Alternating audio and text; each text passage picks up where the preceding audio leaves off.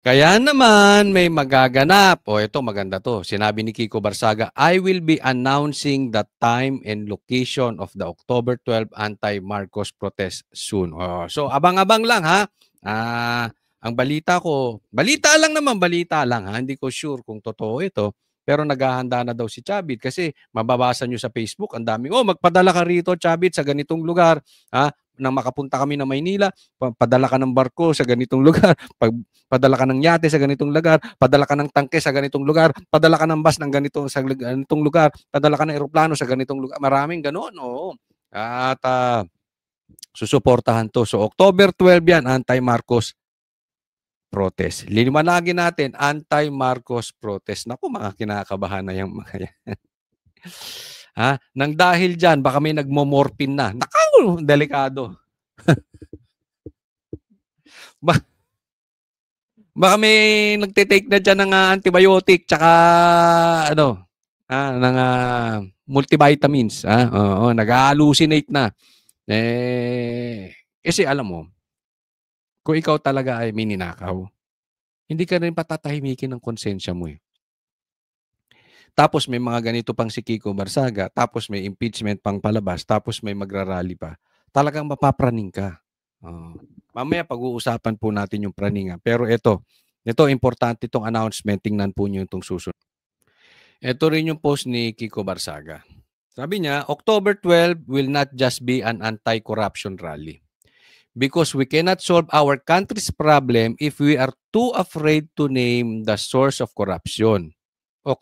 October 12 is an anti-communist, anti-Marcos, anti-Dilawan rally.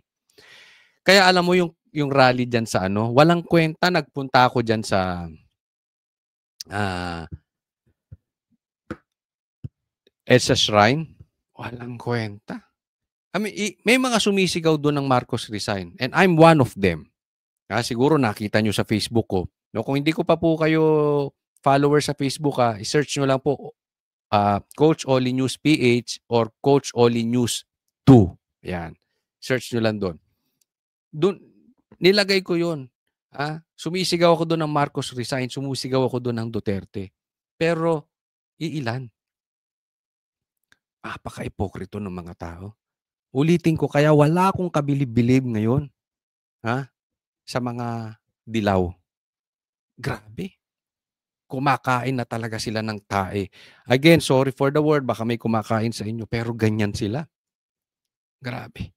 Dahil sa insecurities nila sa Duterte, nagpakaduwag sila, they rather eat shit kaysa manindigan sila. Kaya hindi to pwede sa kain suka. Kasi hindi natin masusolusyonan kasi ang sigaw nila doon, hindi ito politika. Hindi ito political lines. Ito po ay sigaw against corruption. Palagay nyo, matatakot yung corrupt? Halimbawa lang ako yung corrupt. Tapos magrarally kayo, sigaw kayo na sigaw. Hey! Hey! Ayaw namin sa corrupt.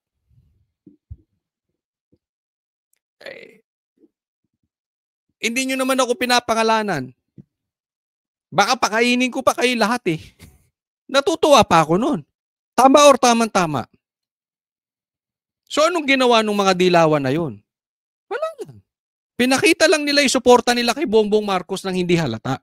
Kunwari, sisigaw ang dilaw ng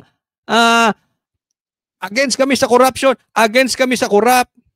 Pero di na yung babanggitin si Bongbong Marcos. Yun na yun, pinakita lang ng dilaw na malakas pa rin sila. Eto, suportahan mo kami, Bongbong Marcos Suportahan mo kami. Ganon din yung mga komunista. So, eto kami, mga komunista. Suportahan mo kami, Bongbong Marcos, Tambi. Dilaw, suportahan mo kami. Hindi ka namin isisigaw. Basta yung Duterte, idin nyo. Ang layo na natin, no? Ang layo na natin sa totoong issue. Nandun tayo sa corrupt. Diba? Anong klaseng yun? Anong klaseng rally yun? Diba? Kung hindi ko isisigaw na yung pangalan ng magnanakaw, kung wag ka na, doon ka na lang sa bahay, manood kang Netflix. Kasi walang effect yun. Nagpakabilad-bilad ka pa dyan, nagputi-puti ka pa dyan, madumi naman ang puso mo. Diba? Yan na naman yung dilaw, nagdamit puti na naman talaga tong dilaw. Talagang, eto talaga sakit sa ulo natin. Tinapos yung Marcos regime senior, sila umupo, wala na. Nakabalik ang mga komunista. Yan lang nangyari sa atin. Nakasenso ba tayo? Dalawang Aquino umupo, umasenso tayo, lalo tayong lumagapak.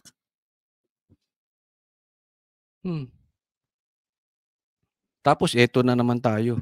Kaya isisigaw natin doon. Hindi po pwedeng. Wag na kayong mag-rally kung duwag kayo. Manatili na lang kayo sa bahay. Kaya naman, eto ang reaction ni Bongbong Marcos. Sabi niya, sometimes I hear in the back of my mind, my father. Mahirap Parang naririnig ko. Grabe. Buti pa yung patay naririnig mo. Kaya ito sabi ni Kiko Barsaga, ito ang problema namin sa iyo. Mas pinakikinggan mo ang multo kaysa sa taong bayan. Oo. 'Di ba? Yung patay pinakikinggan mo. Hindi ko maintindihan na ano bang napasok natin. Ganito yung presidente natin, animal tal. Alam mo yan talaga isa sa major problems. Maraming problema to si Bongbong Marcos sa kanyang personalidad. Pero isa yan sa major problem ni Bongbong Marcos. Hindi, kahit sa lahat ng tao, that is the major problem. Pag ikaw hindi ka marunong makinig. Very important yan. Kasi akala mo lagi tama yung sinasabi mo eh. Especially presidente ka. Dapat meron ka namang confidential funds. Meron kang intel funds. And I'm sure naririnig mo yung sigaw ng taong bayan. Hindi mo pinakikinggan yung taong bayan eh. Una pa lang kung nakinig ka sa taong bayan, ayaw na nila kay Tambi. Yan ang sinasabi ko sa inyo eh. Ay hindi, bigyan natin ng chance. Okay, bigyan ng chance. But 6 months is enough. Dapat, bago ka sumunod, magkaroon ng isa pang SONA, sinulusyonan mo na yung problema kay Tambi. Ayaw ng taong bayan dyan na maging House Speaker eh. Hindi ka nakinig. And here you are again. Ayaw ng taong bayang ombudsman yan si Boying. Hindi ka na naman nakinig. Tapos pag nagkaloko-loko, kakausapin mo yung tatay mo. Hindi ka sa tao nakikinig eh. Baka kay Claire nakikinig ka. Pares kay diskarte. Kung si Bongbong Marcos nakinig sa sigaw ng taong bayan, lalabas pa tong hero. Kung marunong lang siyang makinig, kahit half nung sigaw ng taong bayan sinunod niya, maayos ang Pilipinas. Posibleng itong administrasyon niya ang isa sa pinakamagiging maayos na administrasyon. Kung natuto lang siyang makinig, even half na sigaw na reklamo ng taong bayan at magaling siyang mag-react, solusyon agad. Hindi mo kailangan ng 3 years. Kaya yung lintik na yun, una pa lang 100 days, sumisigaw na kami. Ano sabi? Bigyan nyo naman ng pagkakataon, 100 days pa lang eh. O, kita niya nagkaloko-loko. Anong gusto nyo? Antayin yung 3 years. Pero alam mo, ito sabi sa atin. At ito yung usap-usapan. Malapit na daw mamatay to si Bongbong Marcos. Hindi kasi yung ganyan. Ako naalala ko eh, di ba? Yung pagka yung mga pasyente na nakatake na ng morphine, ganyan, nag-hallucinate. Nakikita na nila yung mga ninuno nila. Hindi ako, ayoko mamatay si Bongbong Marcos kasi matinong tao to. Kailangan ito ng bansang Pilipinas dahil ito ang pinakamagaling na presidente. Kaya ayoko tong mamatay. Holy yan eh, holy. Hindi yan addict. Kaya ayoko tong mamatay.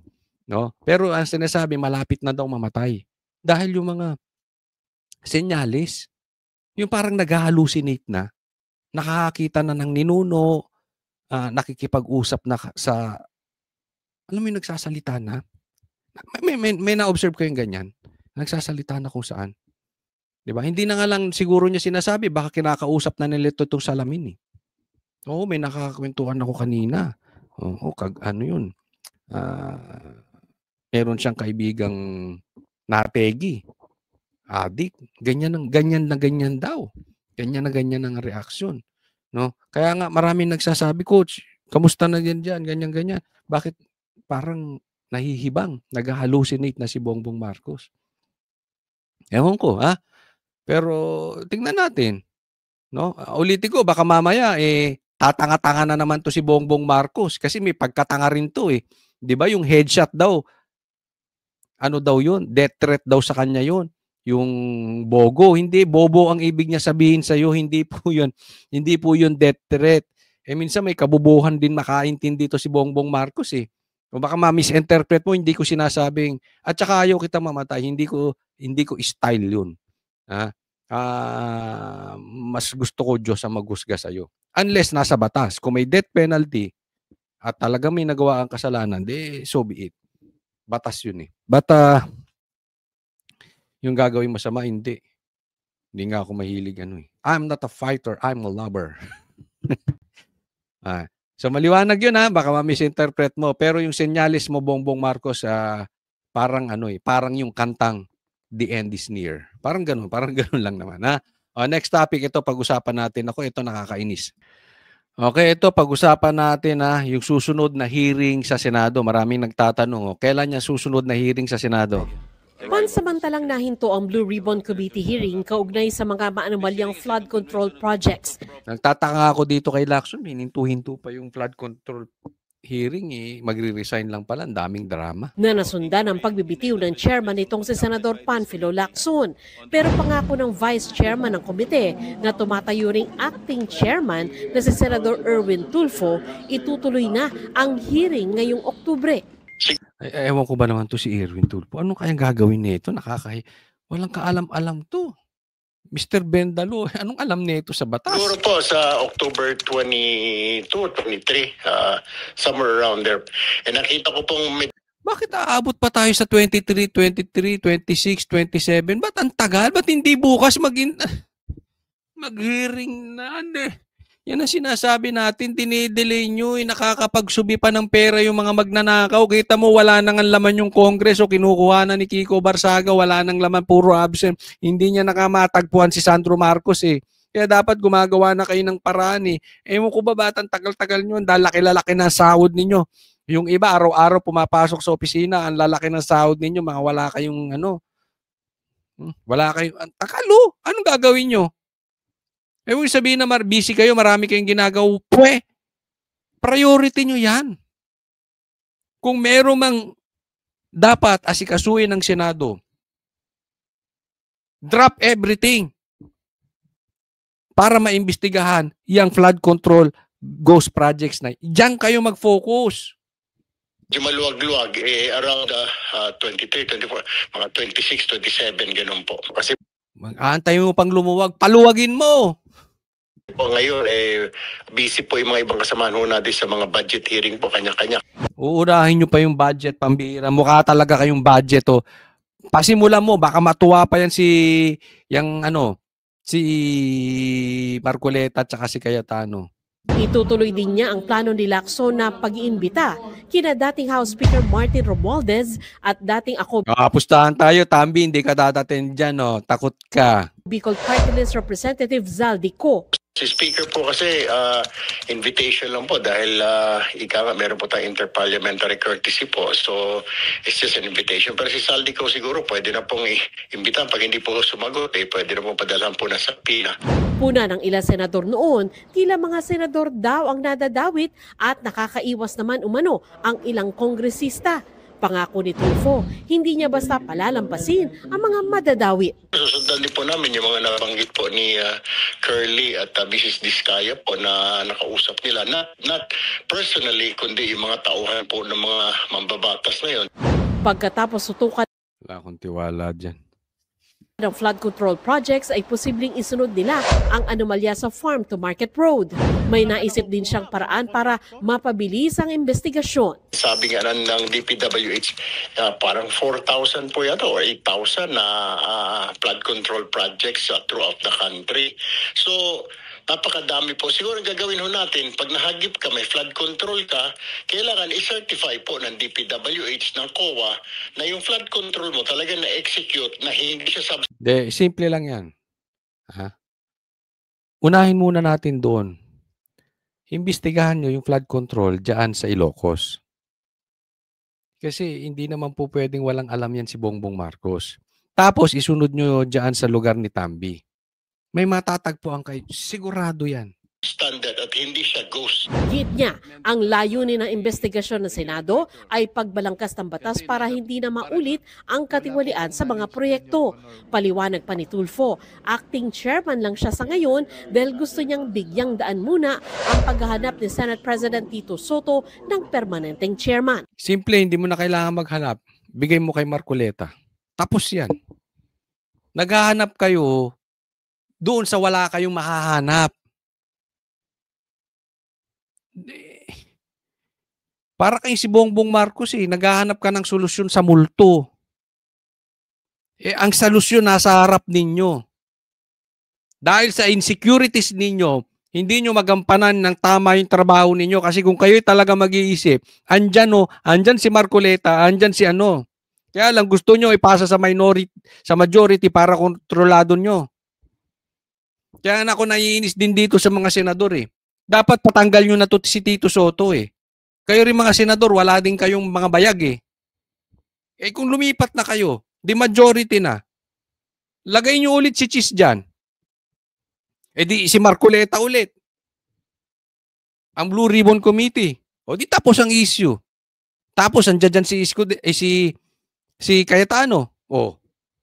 Babakbak. May alam sa batas. Walang pinagtatakpan. Tunay na hinahanap ang mastermind. Di tapos ang issue. Ang problema dun sa inyong mga senador, lumipat-lipat kayo dyan, mga duwag. Ayusin nyo. Punta kayo sa minority, then kayo majority. 4 lang naman ang kailangan Kayo bilyar, huwag kayong matakot. Sino pa ba dyan nagsilipat?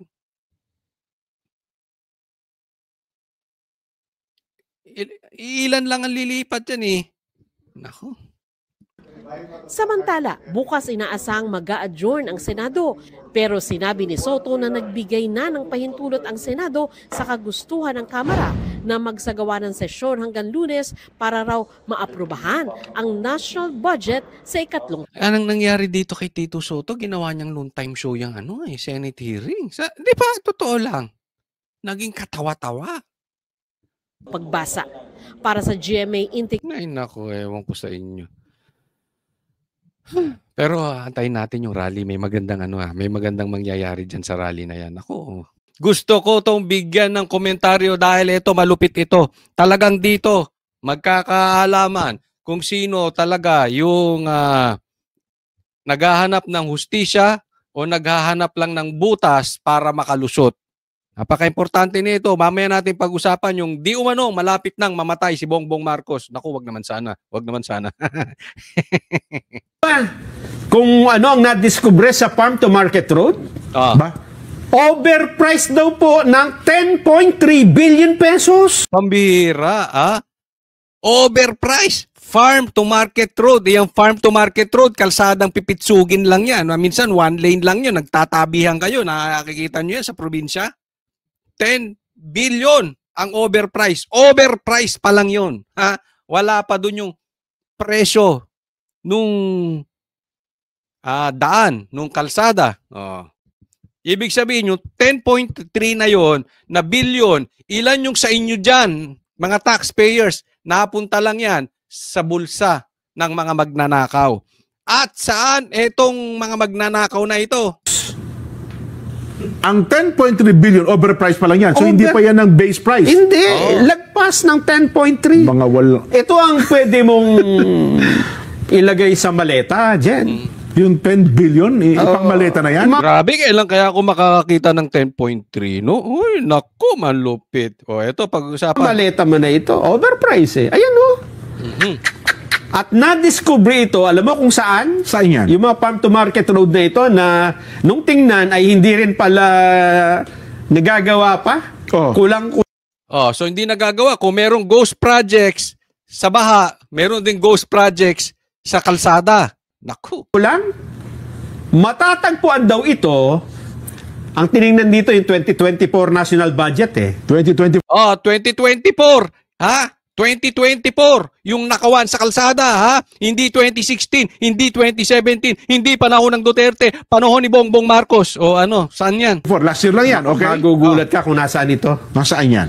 Sa Tacloban City. Nakaw, Tacloban City. Nakaw, Tacloban City. Taga saan ka? Taga saan ka? Tambi. Tut, tut, tut, tut, tut, tut, tut, tut. Nako, dali. Ha? Oh. Saan pa? Saan pang lugar? Teka. Tacloban City? Tacloban City. No. Totoo, baka naman lang dinadamay nyo na naman si dating Speaker Martin Romualdez dyan, ha? Hindi naman binanggit yung pangalan niya rito. Tacloban City lang nakalagay. Ganon? At Sasabihin niyan, parang yung sinasabi ni Bongbong Marcos. Wala akong alam dyan. Isipin mo, di ba? Lagi sinasabi yan ni Bongbong Marcos, inosente siya, pero yung anak niya nasa Congress. Oh. Oh. Ganyan sasabihin niyan. Oh, wala akong alam dyan. Oh, pero nangyari na ikaw ay House Speaker, tapos yung corruption, nangyari dyan sa Tacloban. Oh, nako. Camarines Sur. Nako. Bicol. Bicol na naman. Nako, Bicol. Sinasabi na yan. Kasi kinikwento na yan lagi sa amin ni Master Judea. Ang sakit sa ulo yan dahil taga Bicol yun. Parati yung nauwi ron. Hindi ko alam kung sinong inuwian nun doon. Pero basta lagi nagpupunta ng Bicol yun. Oh, kasi yun nga, hometown niya yan. Nako, grabe talaga daw ang kalokohan dyan. Oh. Saldi, taga saan ka? Tandem kayo ha. Yung top 10 list of extremely overpriced galing sa lugar mo, Tambi? Tama ba ako? Sa lugar mo, Saldi. Pangatlo, Bulacan. Bulacan na naman. Pambihira nung nangyayari dyan sa Bulacan. Ayoko na dyan. Oh, mas maganda rito sa South. Naman. Talaga naman, oh. Eastern Samar. Daraga, Albay. So, ito ay Tacloban City, Bicol, Bulacan. Dyan. Kasi itong farm to Andiyan dyan talaga yung mga magnanakaw. No? Pambihira. Hoy! Andiyan kaya Ilocos Norte? Nako. market road na son, maliliit lang naman ang budget dito eh. Kasi ito yung minsan nga one lane lang ito. Minsan nga yung dalawang karsada lang eh. Ang tawag doon yung parang pathway lang na magkatabi. Yes. Parang kasya lang yung isang isa lang, one way. Isa nga, pag nagkasalubong kayo, tatabi na yung isa eh. Di ba? Oh. Para madaan. Kaya mura lang yan, mura lang. Ano lang talaga. Pero usually mga 1 kilometro, 2 kilometro. Diyan ba siya nakalagay dyan? Ilang kilometro? Meron ito number 1, 6.7 kilometers. Iba yung haba? Maliliit, pero madami. At lumalabas Mahaba yung farm to market road sa 6.7. Matindi, kakaiba yan. pa dyan. Halimbawa, ang benchmark ay 15,000 pesos. Ibig sabihin, yun lang dapat ang presyo, doon lang iikot. Yung 15,000 pesos, in-overprice ng... Hulaan ninyo. Dapat daw ang benchmark, halimbawa, ang benchmark daw ay 15,000 pesos per meter. Hulaan ninyo kung magkano. Lagay nyo dyan sa comment section per meter. More or less, nasa 3 feet yung 1 meter. So, sa 1 meter, dapat 15,000 lang. So, naiisip ko, kung magnanakaw ka, usually daw nangyayari before 10%, 20% lang. So, imbis na 15,000, gagawin mo lang 18,000. Para yung 3,000, kupit na ng mga magnanakaw. O kaya, kung garapal ka, yung 15,000, gawin mong halos doble. Halimbawa ay 20,000. Ayan, garapal ka na yan. O 25,000. Pero hulaan nyo kung magkano ang presyo na nilalagay nila dyan per meter. Oh, hulaan mo kung magkano. Wala nyo. 15,000. Siguro ginawa na lang ano yan, 20. At least 5,000. O kaya 20. dinoble, ginawan 30. 30. Malaki na. 30, malaki yun. Isipin mo, 15,000 mapupunta sa kalsada, 15,000 sa bulsa mo, pambababae ng mga lintik na mga buhaya dyan. Ay, nako, kilala namin kayo mga mahihilig sa babae dyan. Yun, di ba? Yung mga babae naman, na mga congressman na mga magnanakaw na dapat din daw imbestigahan, mahilig sa bag. Nako, ganun lang yung paglalaki, mahilig sa babae, yung babae mahilig sa bag. Ano kaya meron doon? Dapat daw si Kimbo. Imbestigahan daw din yan. Maraming nagsasabi. Pero tingnan natin kung mapupunta tayo kay Kimbo. 100% na yun. Ako lang 20 lang. 20 siguro. Nagsakayon ba kayo na dapat maimbestigahan din si Kimbo? 5,000 ang dinagdag. Mula sa 15,000, ito'y overpriced ng 348,000 per meter. Ako, grabe. Mula 15,000 ginawan 348,000. Hindi na swapang yan. Damonyo na yan. Yan ang tinatawag naming damonyo. Sagad-sagad na yan. Pabihira ka. Isang metro ng kalsada, sisingilin mo ng 348,000. Saan ka ba nagpakabit sa BGC? Nagpapagawa ka ba ng lobby ng isang hotel? Pambihira. Naku, pambihira. Ito seriously mga kababayan. Ganyan na po kagrabe ngayon. Kaya lagi nating pinauulit-ulit, matindi po ang pera nila. Ililigaw nila yan sa Duterte, ililigaw nila yan kung saan-saan. 'Di ba? Yan po ang issue dito, nakakainis kung bakit gustong iligaw ng mga lintik na yan doon sa mga buitre, sa mga barya-barya, and yet ganito ang nakawan. Huwag po nating kakalimutan, pakipaalala po sa bawat isa.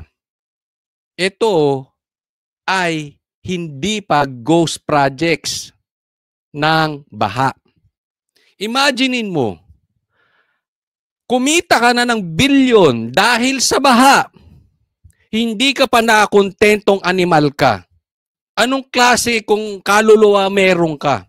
Aanhin mo yung ganyang karaming pera, kalaki mo, baka bukas ma-stroke ka, wag naman sana.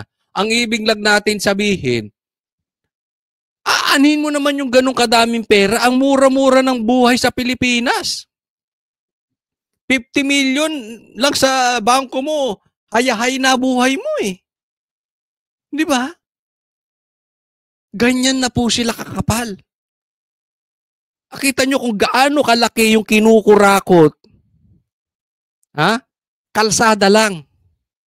Farm to market na kalsada, simpleng kalsada yan. Hindi po yung kalsada ng expressway na talagang pulidong-pulido, makakapal, mahaba. Hindi po yan hindi yan daan sa BGC na magaganda ang sewage system. Tapos bukod pa yan sa ghost projects ng flood control. At hindi pa yan. Marami pang iba. Lintik tong mga ito, no? Ganyan po pahirap. Tapos, ang gusto nyong imbestigahan, Duterte. Talaga namang ginagago nito ang mga Pilipino. Kaya ako wala akong kabilib-bilib dyan sa mga dilawang ipokrito na yan eh. Dahil sa galit nyo, personal na galit nyo sa Duterte, and I even know some vloggers dyan, dahil dyan kayo kumikita, pipikit nyo ang mata nyo sa mga ganitong klaseng nakawan. Anong klaseng paninindigan meron kayo? Sa kalsada. Bawat isang haba ng ruler. Overpriced lang. Ilang, 3 feet pala ang 1 meter, no? Isang metro. Ang isang metro, mga 3 feet. Ang presyo, magkano? Dapat 15,000 benchmark na halaga. Pero sila, ginawa nilang? Lagpas ng 348,000 per meter. Abay, ang tawag ng bata yan, nimal. Kaya siguro. Di ko na nga malaman itatawag ko, parang pag tinawag mo silang animal, parang wala nang hustisya dun eh. I mean, they are worse than animals. Kasi yung animal, marunong pang magmahal yan sa kapwa nilang animal. Itong mga tao to, wala talagang pagmamahal sa kapwa-tao. Isipin nyo kung gaano kadami pala pera ng taong bayan. Alam mo yung pera natin? Ako naniniwala, kung hindi kinukurakot yan, dapat meron na tayong tulay simula sa pinakadulo sa norte hanggang sa south. Malaking maitutulong yan pagka magkakaroon ka ng tulay. Kasi putol-putol po yung islands natin eh. Ang laki maitutulong yan sa ekonomiya natin. And yet,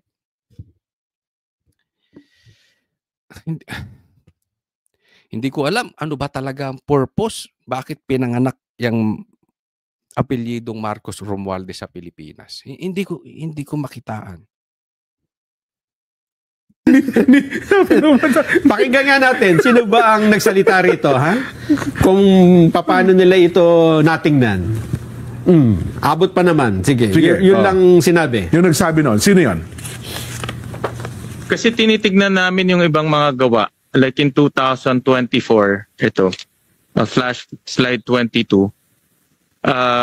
Tinignan namin yung mga projects in different areas. And that tilinista namin yung top 10. Tawag namin extremely overpriced FMRs. Like for example, concreting of Barangay San Roque in Tacloban City, 348,000 per square meter. Per meter. Concreting of Barangay Lagyo in Camarines Sur, 263 per meter. Alam mo, nakakainis to. Ito obvious na. Katanga mo na lang talaga pagka itanggi mo pa ito. Pero syempre, itatanggin yan ni Tanvi. Of course, karapatan niya yon. Alam ka namang umamin yan eh. Hindi mo kaya mangurakot ng ganyan kung ikaw ay may konsensya.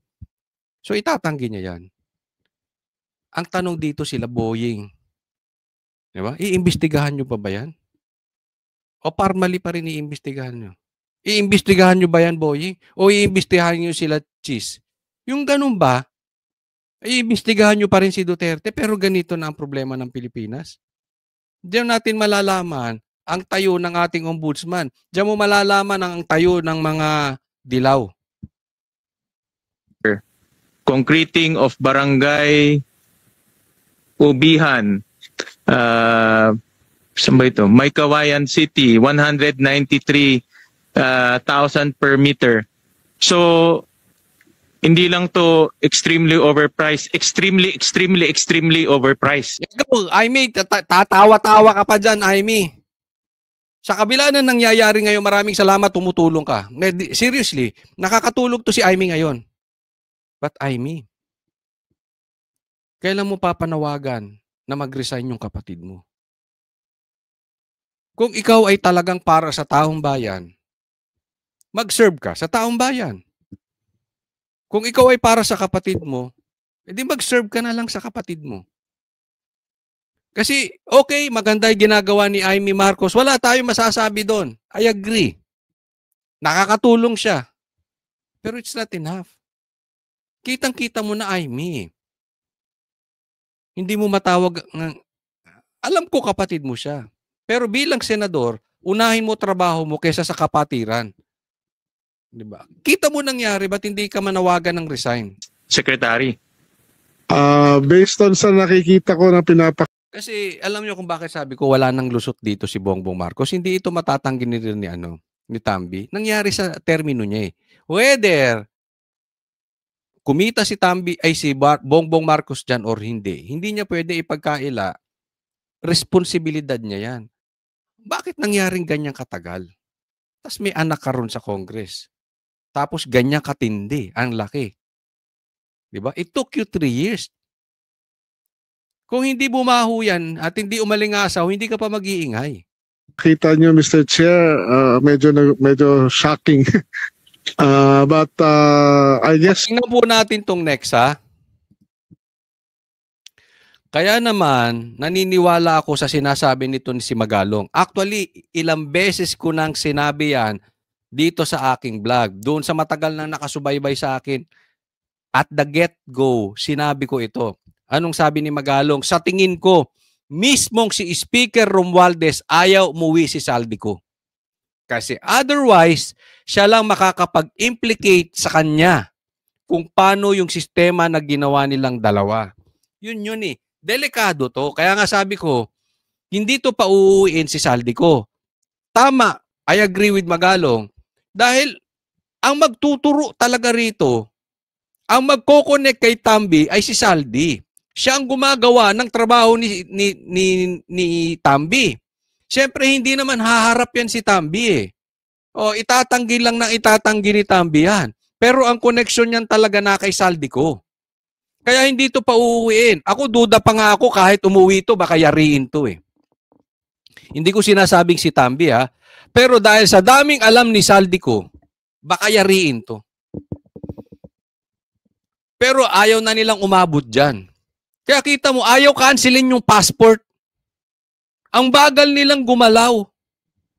Hinahayaan siya, sige.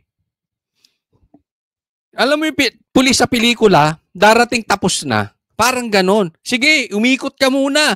Ha? Pumunta ka kung saan ka hindi mahuhuli. Punta ka na muna dyan, relax ka lang. Total, marami kang pera. Bumili ka ng mga babae. Bumili ka ng mga eroplano. O, sakyan mo kahit hindi mapalipad.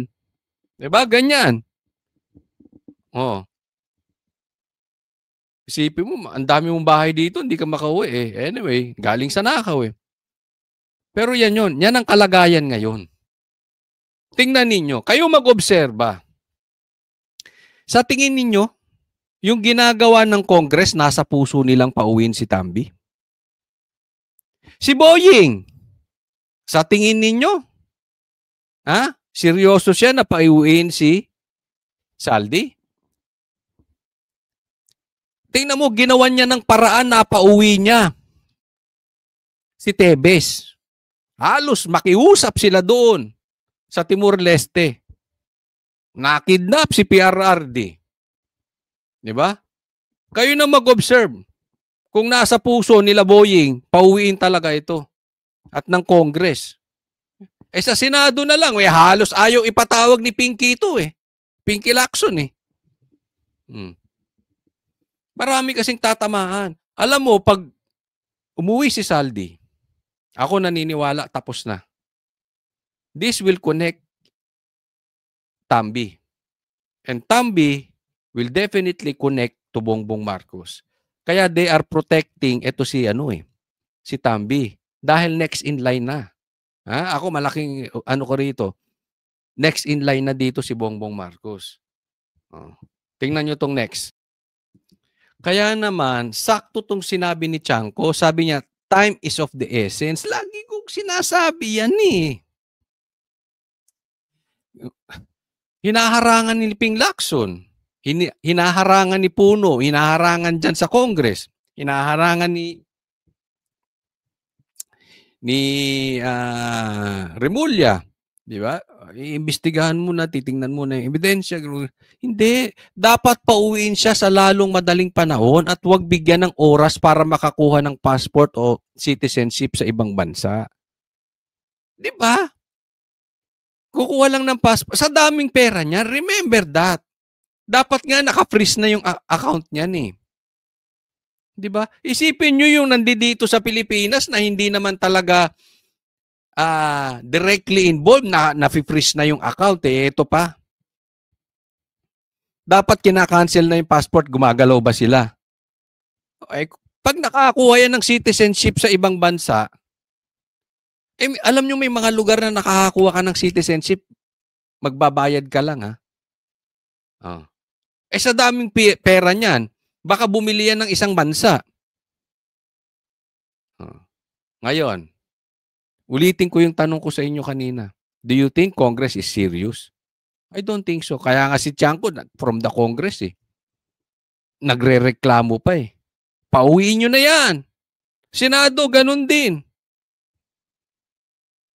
Ni hiyang ipatawag ni Lacson. Ito naman si Bendalo, Erwin Turpo, hindi man lang nagsalita. Dapat sabihin mo, this time let's bend the law. Ganun din, total, nag-agree ka boy. This time, let's bend the law. Imbitahin mo na yan si Tambi, imbitahin mo na yan si Saldi. Eh, ang tagal na pinaiimbita to. Ang dami pa sinasabi ni Lacson. Oh, asan kayo na naniniwala sa bendalo? Ba't hindi nyo mabendalo para patawag si Tambi? Sabihin nyo, naninimbang kayo. Babaluktutin nyo para sa Duterte. Pero sa kakampi nyo, duwag kayo. Next po, tingnan natin to. Eto, tingnan natin.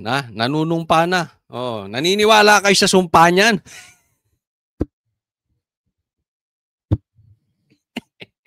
Bahala kayo sa buhay ninyo. Crispin Katibayan Remulla. Nanumpa na bilang ikapitong ombudsman ng Pilipinas si Ombudsman Jesus Crispin Remulla sa Korte Suprema. Sinaksihan niya ng kanyang asawa at mga dating kasamahan sa Department of Justice.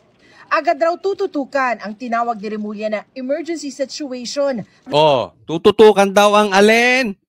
Emergency situation. Ano-ano yung mga emergency situation? Sa mga anomalyang flood control projects at target na makapaghain na ng mga kaso sa Sandigan Bayan sa mga susunod na linggo. Wala ho tayong sinisino rito. Tanda mo yung sinasabi mo. Kung mataas man o mababa, pero sisiguraduhin natin yung ebidensya nakatuon pag-file natin ng kaso. So kahit mataas yan, kahit umabot na senador yan, kung saan maabutin niya. Ako hindi ako naniniwala. Kaya maniniwala kayo, opinion nyo yan. Ito opinion ko no? Pero hindi ako naniniwala sa taon to. Wala akong katiwa-tiwala sa taon to. Gagawin natin. Kala nyo, kaya niyan, Kaya niya si Bongbong Marcos? Wala naman tayong choice dito. Yun ang ebidensya. Pwede ba natin i-deny ang ebidensya? Kung merong ebidensya, yun ang talagang hamon sa atin dito. Bubuklatin at pag-aaralan din daw niya ang mga nakabimbing mga rekomendasyon at mga kaso. Kabilang na ang kontrobersya sa pagbili ng pamahalaan ng di umano'y mga overpriced medical supplies sa Pharmally noong makagago, no? Pandemya sa ilalim ng Administrasyong Duterte. Yun ang sinasabi natin, Duterte na naman Kunwari ikaw hindi ka makapag-asawa. Sisihin mo si Duterte kasi lahat ng babae kinuha ni Duterte. Ganyan na lang, wala na tayong Duterte. Kunwari may namatay kang anak dahil adik. Sisihin mo si Duterte. Lahat na lang si Duterte. Ano sinasabi niya? Tututukan ng alin? Emergency. Emergency ba yung Pharmally? Si makagago ka ba? Ginagago mo mga tao Ang lakas mo makagago. Anak mo ba si makagago? Animal! Napunta na naman kami kay Parma. Napunta na naman sa Duterte. Alin kaya ang ginawa ng pamahalaan nito na katarantaduhan na sila ay maninindigan at magpapakalalaki doon sa kanilang maling ginawa. Yung hindi magtuturo. Alam natin, mabigat ang alingaw-ngaw at marami nagsasabi na may nangyari nga masama doon. May naging pagdinig ang Senado, ngunit hindi na umandar mula doon. Ayan, okay, sige. For discussion purposes, kasi sasabihin ninyo, hindi! DDS ka lang Banateros ka, siyempre. Ito sa akin. Hindi emergency yun Pagpalagay natin may problema doon. Solusyonan mo man yun o hindi mo solusyonan, yung corruption ngayon magtutuloy. Ngayon, bago tayo pumunta doon sa confidential funds, sa Pharmally, sa drug war, dito muna tayo. Yung corruption ngayon ang problema natin.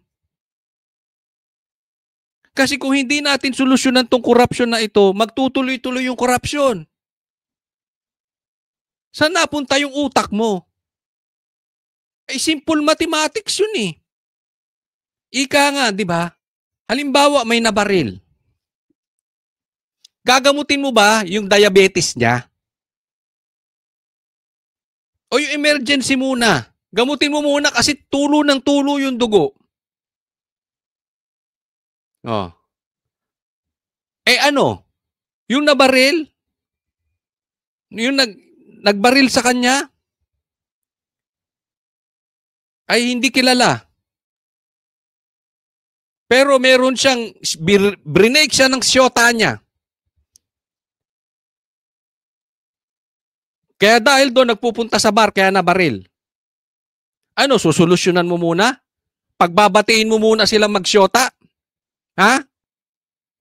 Pagbatain mo muna sila magsyota. Bago mo gamutin yung kumakalat na dugo.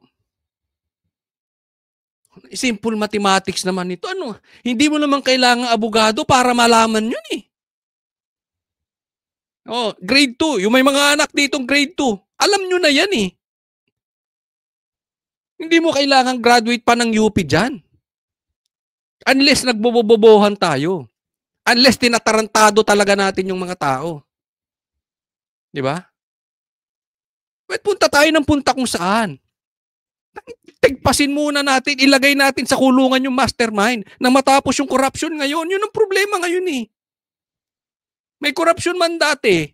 Ano bang magagawa niya? Makakakurap pa ba yan? Hindi na. Saka natin problemahan yung dati. Yung nang danakaw ngayon, yan ang nagpapahirap sa taong bayan ngayon. Focus muna. Ha? Hindi na kailangan abogado, dapat na sa mastermind tayo nakafocus. Ito na kailangan bisitahin natin. Tanong ngayon kay Remulla, pwede bang umabot na ang kaso kay dating Pangulong Duterte? Grabe naman. Hanggang saan nga tayo abutin ang ebidensya, doon tayo tuturo. Ayun ang problema, Boying eh. Hanggang saan tayo abutin ang problema eh. Sasaksakan ka ng ebidensya ng dilawan, sasaksakan ka ng ebidensya ng Trilling kahit hindi goods yung ebidensya. So pupunta na tayo doon. Ano mangyayari? Nakalimutan na natin yung flood control. Sino yung mastermind ng road farm to market roads? Yung flood control ghost projects. Sino mastermind? Hindi pwedeng kung saan tayo dali ng ebidensya. Dapat yung ebidensya nakafocus muna dun sa problema natin ngayon. Hindi yung problema natin noong 2016, move on ka na. Sayang yung barong mo kung wala kang utak. Hindi ko sinasabing bobo to ha. Matalino to UP to top notcher pa to. Hindi ako naniniwala magiging abogado ka kung bobo ka. Ang problema sa atin ngayon, nililigaw yung Kaya tuloy nagbumukhang bobo. Diba? Hindi, I will not agree na kung saan yung ebidensya. Puntahan ka lang dyan ni Llamas, ni Trilling, yung mga komunista. Kung ano-ano na, may nagtatanim witness pa nga eh. Di ba? Yan si Risa. May kaso yan, tanim witness nga eh. Doon napunta ebidensya. Tapos tayo pag ganyan ang prinsipyo mo. Pangako rin ni Remulla, isa sa publiko ang mga SALN o Statement of Assets, Liabilities and Net Worth na deklarasyon ng mga ari-arian at yaman ng mga opisyal ng gobyerno. Lahat kaya mo, pati SALN ni Bongbong Marcos ha? SALN ni Tambi. Baka SALN na naman niya ng Duterte Black. Pero may limitasyon alinsunod sa data privacy law. Ang gagawin natin dyan sa SALN issue, hindi lang isa yan, lahat yan eh. Pati SALN mo. I-redact lang natin yung dapat i-redact dahil sa data privacy.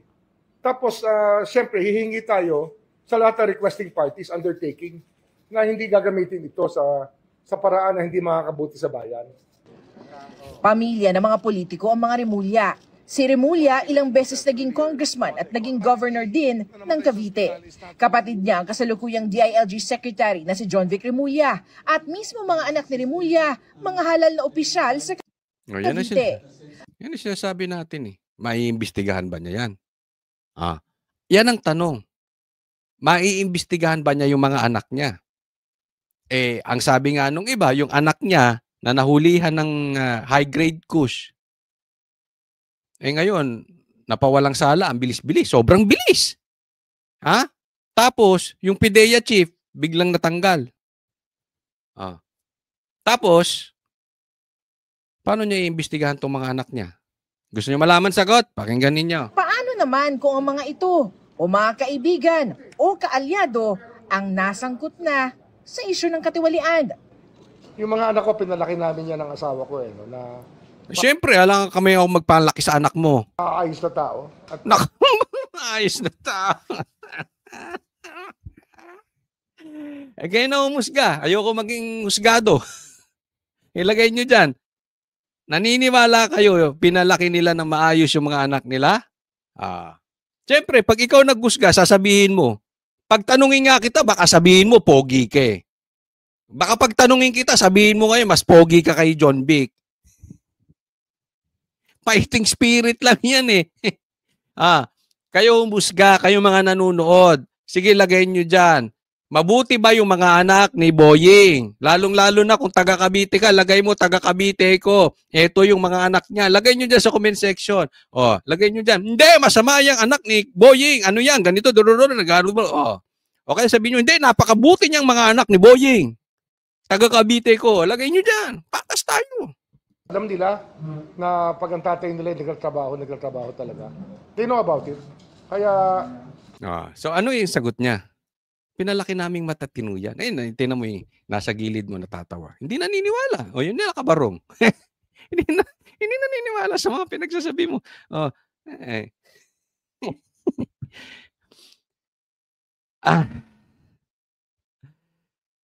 Sa madaling salita, pinangunahan na tayo ni Boying. Hindi na kailangang imbestigahan yung mga anak niya dahil alam niya matino. As simple as that. Kaya yan ang intro niya eh. Kahit na ano pang sabihin niyang kadugtong, alam na natin yung laman ng puso niya, hindi niya iimbestigahan. Kasi sa pagkakaalam niya, matino yung mga anak niya. hindi ako natatakot na meron silang gagawin na masama kasi I think that we raised them very well. Ako, tanong lang. Tanong lang to. Huwag ka magagalit sa amin, ha? Okay ba na ipadrag test mo yung mga anak mo? Ito, tanong lang naman. Tanong lang. Walang anuhan. Di ba? Tanong lang naman yun. Kasi doon malalaman mo, kung sasabihin mo, matino. Siyempre. Sa drug test pala, kung matino yan, hindi yan magdodroga. At kung hindi yan nagdodroga, magpapadrug test yan. Simple. Simple mathematics. Pero just the same, pagka mayroong problema, di sabihin lang at harapin natin ang mga Yon, silamin mo yan ha. Pag may problema, sabihin lang. Harapin natin. Alam ko may lalabas dyan. Hindi ko sinasabing masama. Honestly, I don't know them.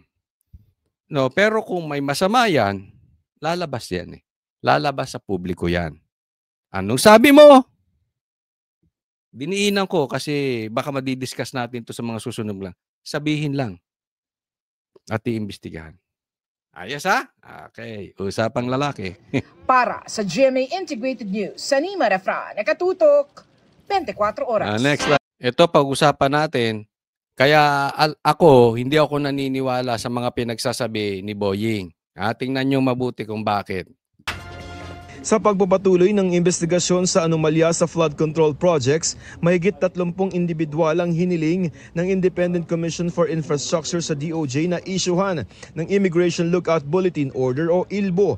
Kabilang dyan, sina dating House Speaker Martin Romualdez, Senator Francis Chis Escudero at umano'y campaign donor nitong si Maynard Ngu. Okay, tamo ha? Okay. Itong ICI, nagkaroon na ng Immigration Lookout Bulletin. No. Ang unang-unang sinabi, si Speaker Martin. Pangalawa agad, si Chis Escudero. Loko no? Diba? Parang pinangalawa si Chis. Anong sabi? Dahil meron daw siyang campaign donor na siguro involved sa ghost projects. And so what? Diba? Kung may hindi ko sinasabing totoo ito. Pero kung may campaign donor, so what? Bakit? Si Bongbong ba walang campaign donor ng ako? Tanungin ko lang to ha. Wala ba si Bongbong campaign donor na gambling lord? Drug lord? Or kung sino-sino pang lord? Yung totoo lang. Bakit? Anong koneksyon? Kung campaign Ano? Siya lang ba dyan? At saka bakit siya pinag-iinitan? Alam natin eh. Pati hindi nyo pag-initan yung may direct connection. Naging involved. Halatang-halata naman kayo, mga animal kayo. Senator But si Risa, ano sinasabi no si Risa? Di ba? Ayaw lang niyang iminin na may insertion siya. Ginawa lang niya amendments. Ang daming may issue dyan, nasa Congress eh. Alam mo ang ginagawa nila dito kay Cheese? Parang trial by publicity. Di ba? Kaya wala rin akong tiwala dito sa ICI na yan eh. Sisirain lang. Tingnan mo puro senador Sila pang nangunguna. Kasi banggitin mo lang ng banggitin yan kahit hindi naman guilty ang mga yan. Basta binanggit mo lang ng binanggit, pinasasama mo na sa publiko para iligaw lang. Alam mo ang main purpose? Ang main purpose yan, ilayo lang tayo dun sa mastermind. Ganyan ang style nila. Ito, ginagamit pa si Cheese para ilayo. Katangan nyo na lang pag hindi nyo pa naiintindihan yan. Jinggoy Estrada, Senator Joel Villanueva at mga dating Senador Bong Revilla at Nancy Binay at umunoy staff niya na si Carlene Villa. Gayon din si Commission on Audit Commissioner Mario Lipana at asawang si Marilu at si Education Undersecretary Trigib Olaivar na nakalive ngayon sa DepEd. Kasama rin sina Congressman Roman Romulo, James Ang, Patrick Michael Vargas, Arjo Ataide, Nicanor Briones, Marcelino Chodoro, Eliandro Jesus Madrona, Benjamin Agaraw, Lyodi Tariela, Reynante Arrogancia, Chodorico Jaresco Jr., Dean Asistio, Marivic Copilar, at mga dating kongresista na si Antonieta Yudela, Marvin Rillo, Florida Robes. Ito, maraming binanggit, okay? Paano? Pagka may lumabas at na-witness at itinuro na involved si Bongbong, kaya bang imbestigahan ng ICI? Coach, asan na yung wala namang wala namang ebidensya. Bakit kay Cheese Escudero ba may ebidensya? Sinabi nga mismo nung nagbanggit wala namang ebidensya kay Cheese hindi nga daw niya nakikita si Cheese. Basta nabanggit lang yung pangalan. Ebidensya ba yun? Kung ganun mangyari kay Bongbong, mabanggit ni si Bongbong, iimbestigahan nyo ICI? Huwag nga tayong maglokohan. Involved dyan pare-pare. Imposibleng hindi alam ni Bongbong Marcos yung pinagagawa ni Tambi. Dinamay nyo pa. At Gabriel Bem Noel. Gayon din ng ilang DPWH District Engineer. Sa pamamagitan ng ILBO na mamonitor kung lalabas ng bansa ang mga nabanggit pero hindi sila mapipigilan na makaalis. The timely issuance. Sasabihin nila, Coach, ILBO lang. Hindi, kasi yung paulit-ulit yung ginagawa sa media. Alam na namin yung style ninyo.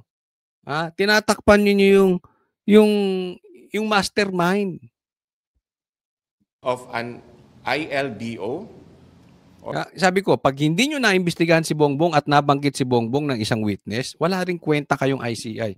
Kaya sabi, willing daw magpaimbestiga si Tambi sa ICI. Wala din yun. Sino bang naglagay dito sa ICI? Di ba si Bongbong Marcos din? Sarsuela, ang gagawin nyo dyan. Noon time show, kalalabasan yan. Parang yan yung ginawang investigasyon ni Pinky Lacson at saka ni Tuta Soto. Ganyan lang yan. Ngayon, subukan mong paimbestigahan. Diyan ka umaten. Tambi, wag sa ICI. Aten ka sa Senado. Pustahan tayo, hindi aaten sa Senado si Tambi. Hindi niya kaya si Marcoleta. Hindi niya kaya doon si Cayetano. Lalo, hindi niya rin kaya yan si Cheese. Marami diyang hindi niya kakayanin. Kung hindi siya pagtatanggol ni Pinky tsaka ni Tambi, ni Tuta Soto, Or an immigration lookout bulletin order is of utmost necessity to enable the Commission to proceed without delay and to hold those liable accountable to the Filipino people. Kinumpirma ng Bureau of Immigration na natanggap na nila ang ILBO. Si Pasig Representative Roman Romulo tumangging magbigay ng panayam ng tanungin ng GMA Integrated News. Sabi naman ni Senador Estrada may whole departure order siya ngayon kaya tuwing aalis ng bansa ay nagpapaalam talaga siya sa Sandigan Bayan. Si Saldi nga pinaalis ninyo eh. Di ba? Di raw siya nag-aalala sa ILBO. Si Tambi ba hindi nakakaalis? Request ng ICI. Si Congressman Arrogancia hindi muna magkukomento. Sinusubukan naming makuha ang panig ng iba pang pinaiisyuhan ng ILBO. Sunod na sasalang sa ICI sina dating House Speaker Martin Romualdez at dating House Appropriations Committee Chairman Saldi Co. Wag sa ICI, sa Senado kayo sumalang. Tingnan natin. Kung wala kayong tinatago, kaya nyo sumalang sa Senado. Nagpadala na ng sabina ang ICI kay Co, pero dahil nasa labas ng bansa sa ngayon, idadaan ang sabina sa House Secretary General. This is with regard to his personal knowledge from the time he joined the Committee on Appropriations of the National Budget Insertions and his involvement in DPWH flood control projects. Imbitasyon naman ang ipinadala kay Romualdez at hindi sabina. The invitation just for, in a way, a courtesy to an incumbent congressperson and testify, among others, on the national budget insertions and involvement in DPWH flood control projects from the time he became Speaker of the House. Parehong sa October 14, pinatatawag ang dalawa, wala pang bagong pahayag si Co. Sabi ni Romualdez, natanggap na niya ang imbitasyon at handa raw siyang humarap sa ICI. Handa ka rin humarap sa Senado. May imbitasyon din ang Senado sa iyo. Pero pwede bang hindi nila siputin ang ICI? Walang contempt power o kapangyarihan na makapagparusa ang ICI sa mga hindi sisipot sa kanilang mga investigasyon. Pero ayon kay ICI Executive Director Attorney Brian Hosaka, sa Regional Trial Court sila pwedeng humingi ng contempt order. Alam mo, sa tingin ko mag-a-attend yan sa ICI eh. Kasi hindi naman transparent yung ICI, ayaw naman nila ng televise. So, ang mangyayari dyan, kunwari, atin sila, tapos lalabas sa investigasyon ng ICI, holy. Si Tambi. Hindi siya konektado. Tapos na. Parang money laundering lang, di ba? Nilinis lang. Lilinisin lang pangalan niyang mga yan ng ICI. Walang maniniwala dyan sa ICI unless gawin nilang ano yan, open sa public.